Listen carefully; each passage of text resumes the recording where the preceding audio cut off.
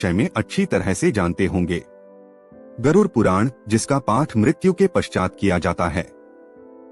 हिंदू शास्त्रों के अनुसार ऐसा कहा जाता है कि गरुड़ पुराण पाठ के द्वारा ही आत्मा को इस संसार से मुक्ति मिलती है और वह निर्धारित स्थान की ओर प्रस्थान करती है। लेकिन क्या आप जानते हैं कि गरुड़ पुराण जिस भगवान गरुड़ पर आधारित हैं, उनका जन्म कैसे हुआ था?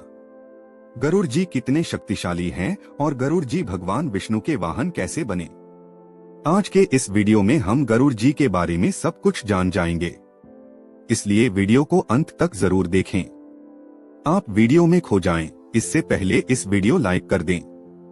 दोस्तों, कश्यप ऋषि की कुल 13 पत्नियां थी। उनमें से 2 पत्नियों से ही गरुड़ और नागों का जन्म हुआ। उनमें एक का नाम विनीता और दूसरी का नाम कद्रु था। एक बार ऋषि कश्यप ने अपनी पत्नियों से कहा कि वो संतानोत्पत्ति के लिए एक यज्ञ प्रारंभ करने जा रहे हैं ताकि उन्हें और अधिक पुत्रों की प्राप्ति हो सके। कश्यप ऋषि ने सबसे पहले कद्रु से पूछा कि तुम्हें कितने पुत्र चाहिए? तब कद्रु ने कहा, मेरी इच्छा है कि 1 सहस्र नाग मेरी कोख से जन्म लें, जिनसे मैं अपने सारे कार्य सिद्ध करवा सकूं। फिर ऋषि कश्यप ने विंता से पूछा कि तुम्हें कितने पुत्र चाहिए? तब विंता ने कहा, मुझे केवल 2 पुत्र चाहिए जो कद्रु के सभी पुत्रों से अधिक शक्तिशाली और बलवान हो। ऋषि कश्यप दोनों पत्नियों की इच्छा का मान रखते हुए यज्ञ करने चले गए। यज्ञ समाप्त होने के बाद कद्रु को 1000 अंडों की प्राप्ति हुई और वो उन अंडों को अच्छे से पालन पोषण करने लगी। दूसरी ओर विंता को 2 अंडे प्राप्त हुए। कश्यप ऋषि ने विंता को कहा, ये दोनों अंडों को संभाल कर रखना और कुछ भी हो जाए अपना धैर्य मत खोना। ऐसा कहकर ऋषि कश्यप तपस्या करने चले गए। फिर कद्रु के सारे अंडों में से एक एक कर 1000 सर्प पुत्र के रूप में बाहर आने लगे। कद्रु उनके साथ खेलती रहती और वो बहुत खुश थी।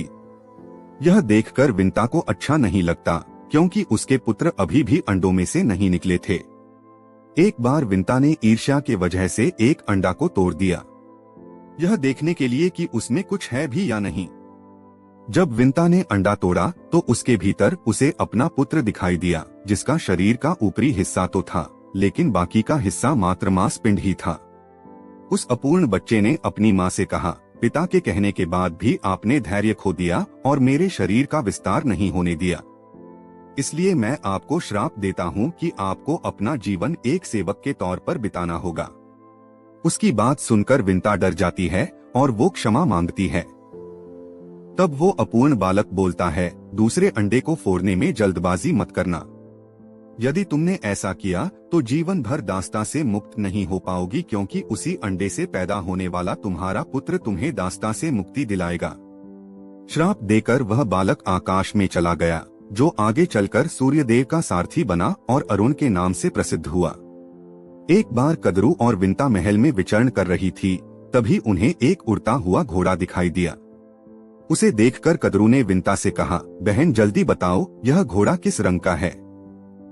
तो विंता ने कहा कि यह घोड़ा सफेद रंग का है। विंता पूछती है, तुम इसे किस रंग का समझ रही हो? कद्रु कहती है, निश्चित ही यह घोड़ा सफेद रंग का है, लेकिन इसकी पूंछ काली है। इस बात को लेकर दोनों बहनों ने शर्त लगा ली और शर्त यह रखी कि जो शर्त हारेगी वह उसकी दासी बनकर रहेगी। इस तरह शर्त लगाकर दोनों ने दूसरे दिन घोड़े को देखने का तय किया और वापस अपने घर लौट गई। घर पहुंचकर कद्रु ने अपनी नाग पुत्रों को आदेश दिया कि तुम सब काले बाल बनकर उस घोड़े की पूंछ में चिपक जाना, ताकि मैं शर्त जीत जाऊं और मुझे विंता का दासी न बनना पड़े। सर्प पुत्रों ने माता का आदेश मानकर निश्चय किया कि सभी माता की मदद करेंगे। अगले सुबह दोनों बहनें घोड़े को देखने के लिए सागर पार पहुंची। उन दोनों बहनों ने जब घोड़े को देखा तो उसका सारा शरीर चंद्रमा के समान सफेद था, लेकिन पूंछ काली थी, क्योंकि सभी सर्पों ने काले बाल बनकर घोड़े की पूंछ को ढक लिया था। काली पूंछ देखकर विंता उदास हो गई और कद्रु ने विंता को दासी बना लिया। उधर समय पूरा होने पर गरुड़ जी अंडे से बाहर निकले, जिनका चेहरा शेर और चोंच चील की तरह और शरीर इंसान का था। गरुड़ जी बहुत ताकतवर थे और इच्छा अनुसार अपना स्वरूप बदल सकते थे।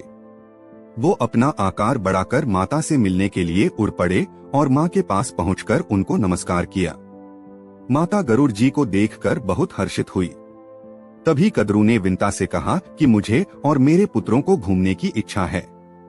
आथ हमें अपने कंधे पर बैठाकर सागर पार ले चलो।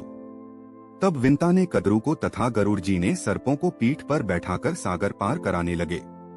जब गरुड़ जी वापस आए तो अपनी माता से बोले, हे माते, हमें कद्रू और सर्पों की हर आज्ञा का पालन क्यों करना पड़ता है? तो विंता बोलती है, पुत्र, मैं कद्रू और सर्पों के छल से शर्त हार गई थी, जिसके कारण मुझे कद्रू की दासी बनना पड़ा। तू मेरा पुत्र होने के कारण तू भी इनका दास हुआ। माता की बात सुनकर गरुड़ जी सर्पों के पास गए और सर्पों से बोले कि हे सर्पगण, मैं आपके लिए क्या कर सकता हूँ जिससे मैं और मेरी माता आपकी दास्ता से मुक्त हो जाएं?